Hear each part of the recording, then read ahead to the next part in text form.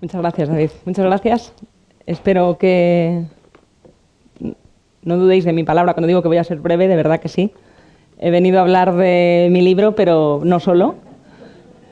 Y la verdad es que la transformación digital es un asunto que ahora mismo afecta, como sabéis, como seguro ya habéis comentado a lo largo de la mañana y también lo que va de la tarde, afecta a absolutamente todos los sectores. De hecho, por eso se titula el libro El fin del mundo, que visto así puede parecer un poco pesimista, pero es el fin del mundo tal y como lo conocemos y como el que tenemos es francamente mejorable, no es necesariamente una mala noticia, que el que venga puede ser mejor. Había pensado contaros lo que pasó en una conferencia no muy diferente de esta, en 1898 en Nueva York, la primera conferencia ambientalista para buscar soluciones a los problemas urbanos que había en la Nueva York de finales del siglo XIX, en el cambio del siglo XX, cuando también afrontaban un cambio de paradigma, como lo que tenemos ahora, una disrupción. Ahora le llamamos disrupción a lo que tenemos, al Big Data y todo lo que va a cambiar, pero imaginaos lo que es vivir en un mundo en el que de repente hay luz cuando antes no lo había, en el que de repente hay un ferrocarril que te puede llevar de un sitio del país al otro cuando antes eso solo se lo podían permitir muy poquitas personas. No es la primera vez que vivimos un cambio disruptivo de este calibre, aunque nos guste pensar que sí porque nos hace sentir más importantes, pero la humanidad se ha adaptado a grandes cambios muchas veces en la historia. Y en esa conferencia, en 1898, en Nueva York, el principal reto que tenían los allí presentes, había arquitectos, había ingenieros, había gente de diferentes disciplinas para buscarle una solución a los problemas, y el primero en el orden del día que había era lo que más preocupados tenía a los ciudadanos de Nueva York en aquel momento, que era el olor de la caca de los caballos. Lo podría contar de otra manera más fina, pero es que era así. Era un problema. Había 100.000 caballos en la ciudad de Nueva York. En Londres tenían un problema similar. Había 300.000 caballos ya, porque cada vez el transporte era más común. Se lo podían permitir cada vez más gente. Y llegaba un momento en el que cada vez que llovía, aquello era absolutamente invivible, irrespirable la ciudad, y el foco de enfermedades que eso suponía cuando el alcantarillado no estaba en absoluto preparado para que ese medio de transporte que se había popularizado, los coches de caballos, llegaran a ese nivel. Y tener 100.000 caballos en la ciudad de Nueva York era un problema muy serio. Acabó la conferencia. No os sorprenderá saber que la conferencia no sirvió para absolutamente nada. No encontraron solución. Suele pasar en este tipo de encuentros, aunque la gente se va a casa y le sigue dando vueltas a qué se puede hacer. Al final no fue ninguna conferencia, no fue ningún experto el que le encontró solución.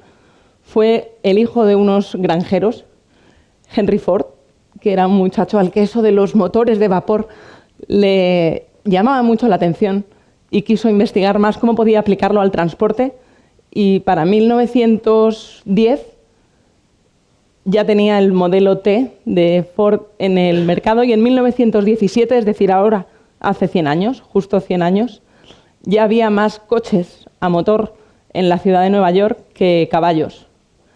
Fue entonces cuando los caballos dejaron de ser un problema, porque los coches, paradójicamente ahora, jamás se nos ocurriría verlos como una solución medioambiental, pero resolvieron un problema medioambiental que era la podredumbre de los excrementos de los caballos, porque ya dejaron de hacer falta. Y aquel problema medioambiental que había desapareció. Han surgido otros muchos, y ahora estas conferencias son muy necesarias para saber cómo nos tenemos que adaptar, porque vivimos un momento similar a aquel de 1917. Si a los ciudadanos de 10 años antes les hubieran dicho que la ciudad de Nueva York y la de Londres iban a cambiar de esa manera tan radical en tan poco tiempo, seguramente no se lo habrían creído, como no nos lo habríamos creído nosotros hace 10 años si nos hubieran dicho que algo tan sencillo como un smartphone iba a ser tan fundamental en nuestras vidas, porque hace 10 años no existía WhatsApp, no existían todas estas maneras sociales de comunicarnos, eso de llevar internet en el bolsillo, que ahora nos parece normal, no existía en absoluto hace, ya digo, apenas 10 años. En El fin del mundo, tal y como lo conocemos, que es un libro del futuro, de las soluciones, de los cambios, de cómo adaptarnos a todo lo que se avecina, miro mucho al pasado, porque en realidad es lo único que existe.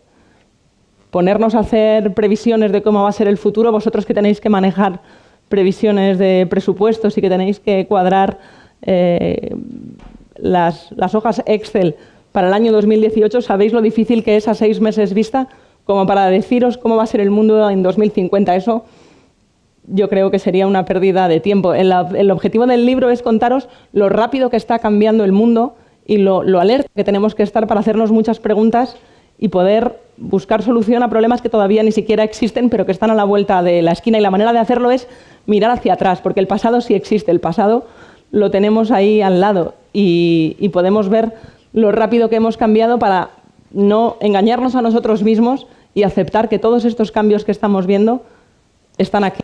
El futuro, que es el presente, que todos estos cambios, todas estas disrupciones ya están aquí, que el Big Data no es una promesa del futuro, que la transformación digital no es lenta, no va a ser como pasó en el caso del Nueva York de principios del siglo XX, algo que se desarrolla a lo largo de 17 años, porque fue en 1917 cuando se retiró el último coche de caballos llevado por caballos y pasaron a ser todo automóviles. Mirar al pasado también nos enseña una cosa, que es que intentar hablar del futuro es muy difícil porque ni siquiera tenemos las palabras. En 1917 a los automóviles no se les empezó a llamar coches sin caballos, porque es lo que eran, en realidad eran coches sin caballos. Pero no tenemos que hablar del futuro a partir de las cosas que dejan de existir, sino que llegan palabras nuevas. Por eso hablar del futuro es un reto tan fascinante. No sabemos cómo va a ser el año 2050, es más, no tenemos ni siquiera las palabras que nos ayudarían a expresarlo. Los coches sin conductor, los estamos llamando así, pero no son coches sin conductor, son coches autónomos. Y esos sí que van a transformar las ciudades. Y para 2021 ya hay grandes empresas de automóviles que son los que fabrican los vehículos que ahora mismo conducimos, que son los que nos están diciendo que para 2021, y está o no está 2021 a la vuelta de la esquina, ya lo van a estar fabricando para el mercado de masas. Habrá que hacer infinidad de ajustes legales, sociológicos, también la propia mentalidad que tenemos de lo que es un vehículo y para qué sirve va a cambiar, porque las palabras cambian de significado, como cambió la palabra coche, de cómo era en el siglo XIX a cómo era en el XX, cuando lo que te viene a la mente cuando piensas en un coche, pues la palabra coche en el siglo XXI va a ser otra cosa. También la palabra ciudad y los retos que supone una ciudad, porque la transformación digital no es un cambio que pasa solo en una esfera, tampoco lo fue la electricidad. La electricidad empezó siendo ese gran invento que fijaos, fascinaba, que fue lo que inspiró a Mary Shelley a escribir Frankenstein. Una de esas demostraciones que se hacía en los teatros a finales del XIX para enseñarle a la gente esa gran curiosidad que era la electricidad. Creían que podía devolver la vida si se daba un electroshock al cuerpo humano en la medida justa. Inspiró Frankenstein porque tenía ese halo de misterio, la electricidad. Luego no solo fue lo que iluminaba las casas, la electricidad y lo que se enchufa ha pasado a estar en cada rincón de los hogares, en cada rincón de las ciudades. La electricidad ha permeado nuestra vida entera, como lo está haciendo Internet. Antes Internet era algo que íbamos a buscar al ordenador. Los más jóvenes, yo que doy clase en la universidad, me gusta ver sus caras cuando les cuento que Internet en los 90 sonaba. Les parece algo muy extraño que hiciera ruiditos el ADSL, ¿no? No se lo imaginan siquiera, que Internet era algo que había que ir a buscar a un ordenador y que además sonaba y dejaba sin teléfono al resto de la casa. Les parece, y que no teníamos móviles a los que llamar. Les parece que les estuviera hablando pues del siglo XIX, de cuando en las ciudades había caballos, y yo quiero pensar que no fue hace tanto porque me acuerdo como si fuera ayer. Pues Internet, como la electricidad, ya está a punto de llegar a todos los rincones de nuestra vida cotidiana. No está todavía en las paredes de las casas, pero casi.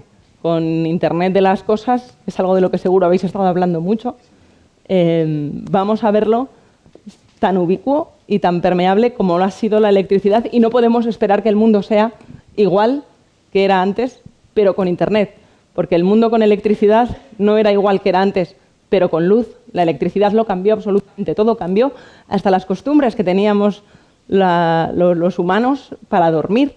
Antes no se dormían 8 horas de noche, porque era mucho más largo el tiempo del día, sobre todo en el norte de Europa y en Estados Unidos, que había sin luz. Entonces se dormía a trocitos y se organizaban de manera diferente. También el ferrocarril es una de esas transformaciones radicales que cambió el mundo tal cual lo conocían, por ejemplo, con el tiempo, que es una cosa que a menudo no nos paramos a reflexionar lo suficiente. Las ciudades tenían todas una hora diferente. En Madrid no había la misma hora que en Barcelona y que en Bilbao. Cada pueblo se regía por el reloj de la plaza, por el reloj del ayuntamiento o el reloj de la iglesia. Esa era la hora de ese pueblo. Y no pasaba nada si en el pueblo de al lado estaba 5 minutos adelantado o atrasado, porque no hacía falta coordinarse. De hecho, en Alemania y en Reino Unido hay escritos muy interesantes, algunos los encontraréis en el libro, en los que se cuenta cómo había alcaldes que se rebelaban contra la imposición centralista de Londres por querer imponerle la hora de Londres a todo el país. ¿Quién era Londres para decir qué hora tenía que ser en Manchester? Claro, es una mentalidad diferente. ¿Qué pasó? Que cuando los trenes empezaron a ir de ciudad a ciudad, moría gente si había un choque. Era fundamental que la hora fuera no lo que decía Londres, sino lo que decía el jefe de seguridad de la estación. Esa era la hora en el país y luego hubo que coordinarla entre países cuando los trenes, claro, iban cada vez más lejos. Los relojes ya no estaban solo en las plazas de los pueblos y en las iglesias, los relojes empezaron a estar también, era necesario llevarlos en la muñeca. El tiempo empezó a tener una presencia en la vida de la gente que no había tenido nunca porque no era necesario, porque para las cosechas no era tan fundamental. El ferrocarril inventó el tiempo tal cual lo conocemos. ¿Qué no cambiará una tecnología como la inteligencia artificial capaz de hacer pensar a las máquinas? Claro, la palabra tiempo ya existía en el siglo XVIII, pero significaba otra cosa. Pues gracias a Internet, que estamos permanentemente conectados, el 100% de nuestro tiempo despiertos, estamos conectados con cualquier parte del planeta, la palabra tiempo está empezando a significar otra cosa. Estamos viviendo un cambio tan vertiginoso que no nos damos cuenta de todo lo que nos está cambiando la manera de ver el mundo y por eso, en el fin del mundo tal y como lo conocemos, es importante mirar al pasado para poner en perspectiva los cambios que estamos teniendo, porque ahora mismo nos sentimos que lo que vivimos no lo ha vivido nunca en ninguna otra época de la historia, pero no es verdad. Sí que hemos vivido cambios como estos. Lo que pasa es que no en todas las esferas a la vez, como es la transformación digital. Y la buena noticia es que no me cabe duda, después de haber visto el plantel del público que tenemos hoy aquí en la Water Summit, que los que estáis aquí sois muy buenos profesionales en vuestro campo y que en vuestro trabajo estáis perfectamente conscientes de los retos que tenéis por delante. La mala noticia es que por muy buenos que seáis en vuestro trabajo, es muy probable que vuestro trabajo ni siquiera exista dentro de 10 o 15 años. Y de verdad que no estoy exagerando. La buena noticia es que sois muy buenos, la mala es que vuestro trabajo probablemente no exista. Igual que desaparecerán, según dicen los expertos que están estudiando los efectos de la automatización, el 65% de las tareas que hoy actualmente desempeñamos. Porque si hoy hay algo, no sé si esto os lo han contado antes, con el Big Data seguramente no os han querido asustar y la película de terror la han dejado para después de comer, es que el 65% de las tareas las van a hacer mejor los algoritmos que nosotros. Porque el 65% de las cosas que hacemos a diario en nuestros trabajos son rutinas. Y las máquinas son mucho mejores que nosotros en las rutinas porque no se aburren, porque además pueden analizar millones de datos a la vez y comparar y resolver situaciones que nosotros tenemos que fiarnos de nuestra memoria, de nuestra intuición, que bien sabemos la de veces que falla. Es curioso cómo las estadísticas dicen que cuando le preguntas a la gente si crees que la automatización va a sustituir los empleos actuales o más que empleos en su totalidad, gran parte de las tareas que desempeña cada profesión, más del 80% de los encuestados responden afirmativamente. Sí, sí, claro que los robots, claro que los algoritmos van a automatizar la mayor parte de los empleos que existen actualmente. Pero cuando se les pregunta, ¿creen que su empleo, el suyo, corre riesgo de desaparecer? Más de un 85% de los encuestados responden que no, que eso es una cosa que le pasa a los demás. Que es como cuando los niños están debajo de la sábana y creen que nadie los ve. Que como ellos no ven, nadie los ve. Bien, pues no parece que esa sea una manera rigurosa de afrontar los retos que tenemos por delante. Para escribir El fin del mundo tal y como lo conocemos, he entrevistado a cientos de expertos de diferentes disciplinas. He hablado con ingenieros, he hablado con psicólogos, he hablado con directivos de empresas, Y una de las reflexiones que me hacían llegar todos ellos era que la palabra imposible ahora mismo no se atreven a pronunciarla. Otra cosa es decir, ¿cuándo veremos esos coches autónomos siendo realidad cotidiana en las ciudades? La fecha la podemos discutir. ¿Qué va a pasar? No lo discute nadie. También está dado por supuesto por los expertos que el petróleo va a desaparecer, que el fin del petróleo está cerca, que esos coches que en 1917 resolvieron un problema, en 2017 son el problema.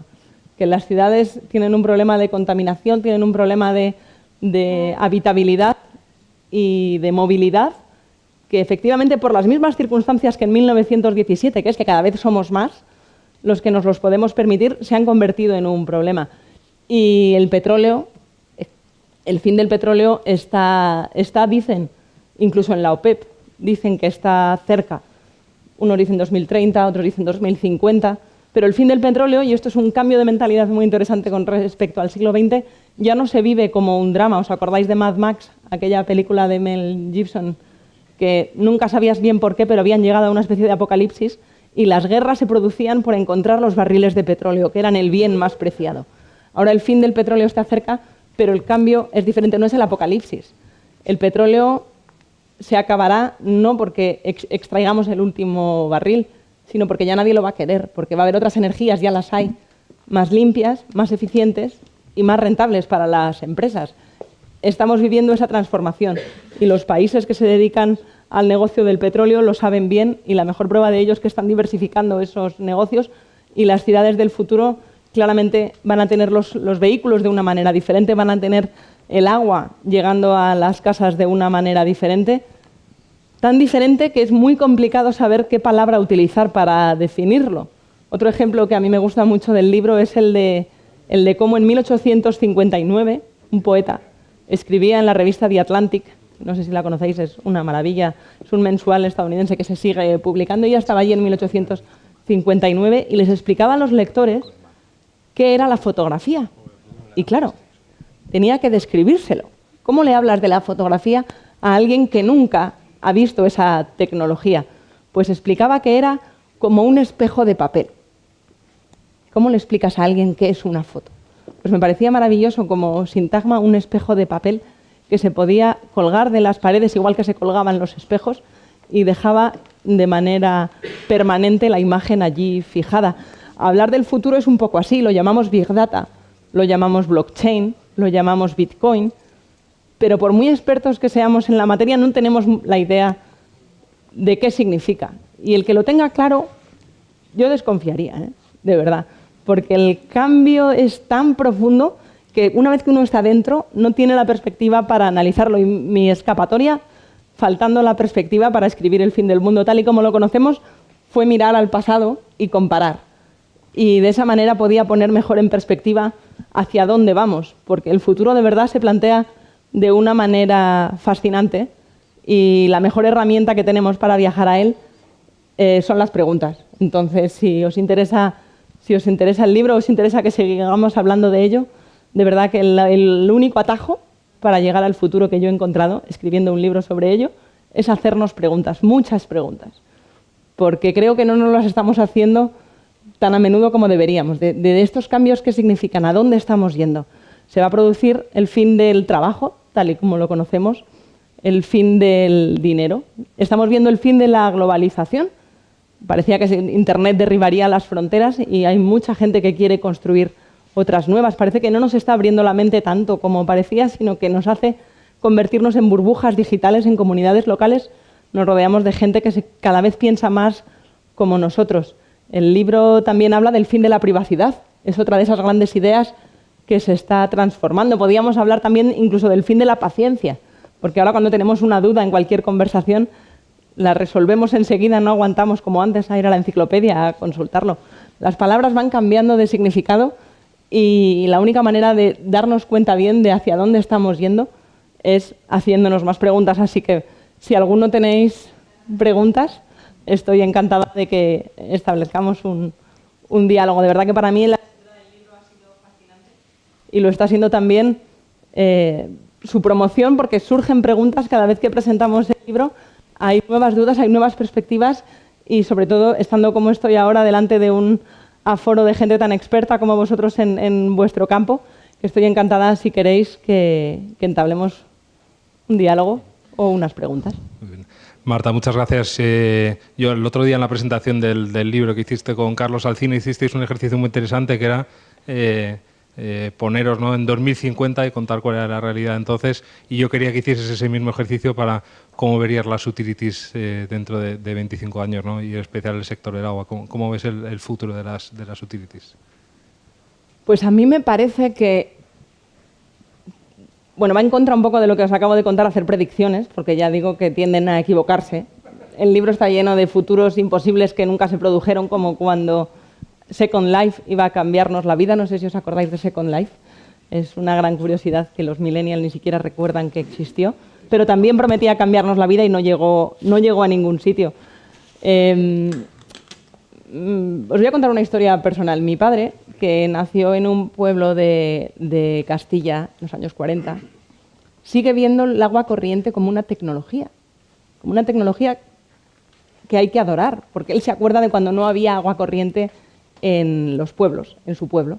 Llegó mucho más tarde, llegó en los años 70.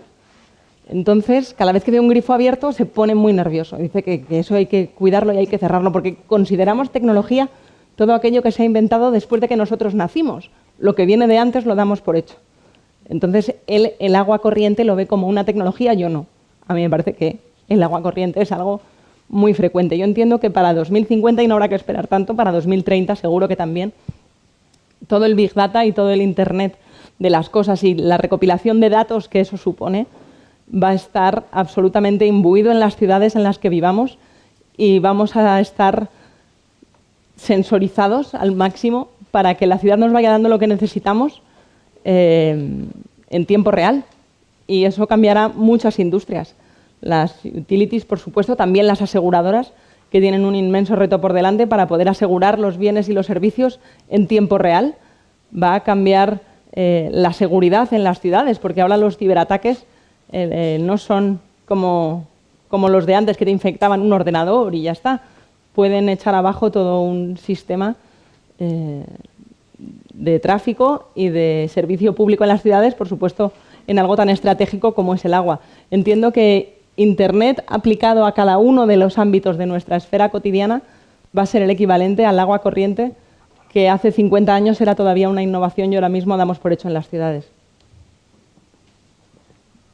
Bueno, Marta, David te ha puesto un poco en el brete de hablar a los profesionales del sector del agua del futuro de su sector. Yo te lo voy a poner más fácil y te voy a preguntar por los medios de comunicación.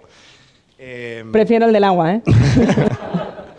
Bueno, tú tienes ya una considerable experiencia, tanto en medios tradicionales, digamos, como puede ser la radio, como en medios digitales, ahora en elindependiente.com.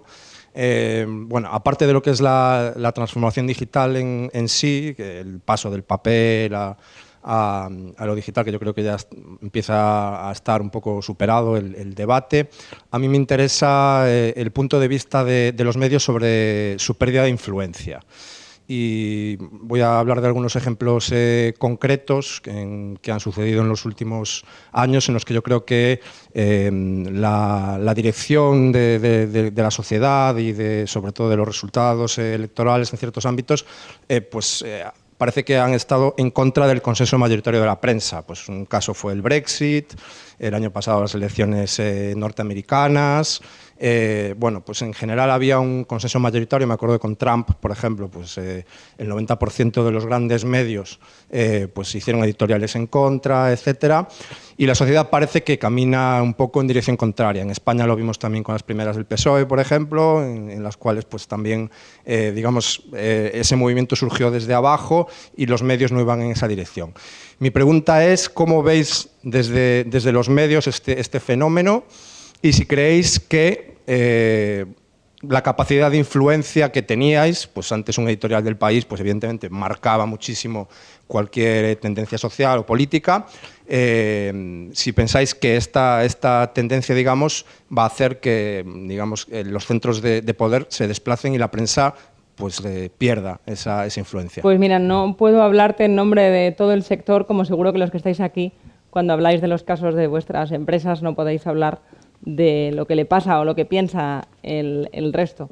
Lo que sí puedo decirte es que desde que empezamos la aventura del Independiente, que hace un año que nació el periódico que dirige Casimiro García Vadillo y con Victoria Prego, la verdad es que son gente que lleva muchos años en esto, a la que uno no asocia a la transformación digital y no asocia a crear una startup, que es lo que somos. Veo que hay cosas que cambian y otras que permanecen como siempre. El oficio del periodismo de buscar la verdad y de contar historias creo que sigue siendo tan necesario como siempre.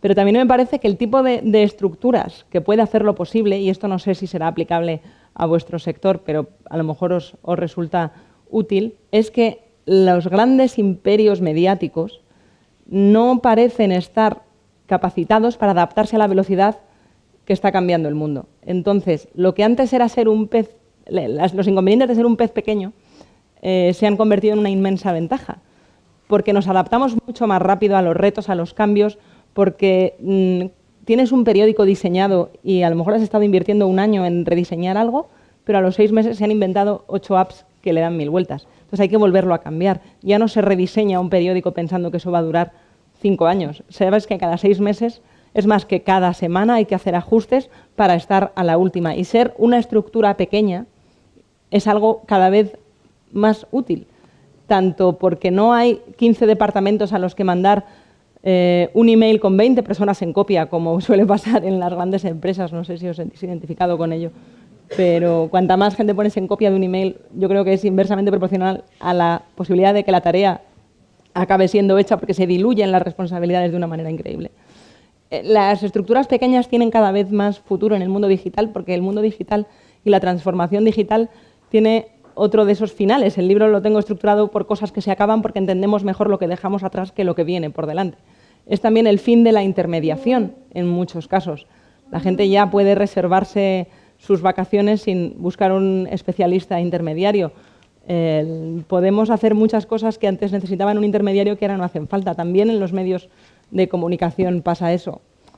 Van a desaparecer muchos trabajos relacionados con servicios intermediarios que en el futuro no van a hacer falta porque el ciudadano se los resuelve solo a sí mismo. Pero yo creo, volviendo a la formulación de tu pregunta, que era muy interesante, relacionando la pérdida de influencia, es verdad que los medios tradicionales, y ya trascendiendo la diferencia si son online o offline, porque el consumidor, igual que el lector, no diferencia, quiere un servicio y le da igual si tú eres digital o eres en papel, quiere estar informado y se lo va a leer en lo que se lo encuentre, igual que cuando vas a comprar ropa, pues quieres un vestido y te da igual si comprarlo online o comprarlo offline. Eso Inditex lo entiende muy bien. El fin de las tiendas, por cierto, es otro capítulo. Creo que hay una pérdida que ha sido mucho más desgarradora en los medios que la de la influencia. Es verdad que antes los medios de comunicación teníamos el monopolio de la opinión pública, porque la gente se tenía que informar a través de ellos y el nivel de influencia que se tenía en el siglo XX no se tiene en el XXI, ni se tenía en el siglo XIX, cuando mucha menos gente sabía leer y cuando no existían los medios de comunicación de masas. Ese monopolio es un invento del siglo XX, ha estado con nosotros unas décadas, pero ha desaparecido. Tampoco hay que echarse las manos a la cabeza, no siempre estuvo aquí, aunque a los periodistas nos guste pensar lo contrario. Hay una pérdida mucho más desgarradora que esa, que es la pérdida del monopolio de la publicidad. Eso es lo que está haciendo tambalearse a los medios de comunicación, la falta de ingresos. No que la gente no nos haga caso, porque hay a quien le harán más caso que otras. Es posible que ahora mismo estén ganando en peso la importancia de las firmas. Con tanta fake news, con tanta noticia falsa, la gente ya no se fía de los medios. Se fía de una persona o de un opinador, de un columnista, de un reportero. Te fías de la gente, es más emocional la vinculación con las marcas, la gente que nos dedicamos a informar. Pero la pérdida de la vía de ingresos, antes si una empresa quería anunciarse, tenía pocas más opciones que ir a un medio de comunicación, si quería llegar a su público. Bien, Google y Facebook, por poneros el ejemplo de los dos mayores gigantes en esto, son ahora el monopolio de cómo las empresas hacen llegar sus servicios a la opinión pública. Instagram también. Los restaurantes, por poneros un ejemplo a lo mejor más pedestre, pero que lo vais a entender todos bien, Los restaurantes antes se deshacían en elogios para que los críticos gastronómicos escribieran una buena crónica que podían colgar en la pared del restaurante que acababan de abrir. Eso era lo que garantizaba el éxito. Ahora hacen la pelota a Instagramers y los compran. No es casualidad que veáis tantas fotos de comida los sábados por la tarde cuando echáis un vistazo a las redes sociales. No es motu propio siempre que se comparten esas fotos. Es un empleo el de influencer. Y los restaurantes lo saben y están comprando quien crea esas fotos y las comparte y tienen credibilidad. La credibilidad ha pasado a ser algo que no solo tenemos los medios, lo tienen también las personas, no necesitan intermediarios. Un blogger o una blogger no necesita el intermediario de una empresa para hacerse millonario, un youtuber. No tiene que ir a una televisión para ganarse la vida haciendo vídeos, no necesita la empresa de intermediaria. Esa desintermediación es algo que afecta a muchos sectores y que en el caso de los medios de comunicación todavía no tiene la solución.